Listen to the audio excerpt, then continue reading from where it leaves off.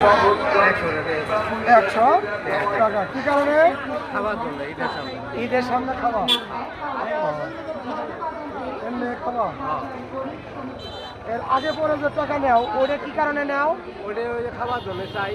খাবার জন্যই চাও। তোমাকে খাওয়ায় কে? আল্লাহ কে খাওয়া? আল্লাহ মানুষও খেলে আল্লাহ দেয়, মানুষে খাওয়া, মানুষের টেকা দেয় আল্লাহ খেলে। খাওয়ায় তোমার আল্লাহ, মানুষের আসলে আল্লাহ মানুষের ওসিলা। ঠিক আছে, 100 টাকা না, তো টাকা চাওয়া যাবে না।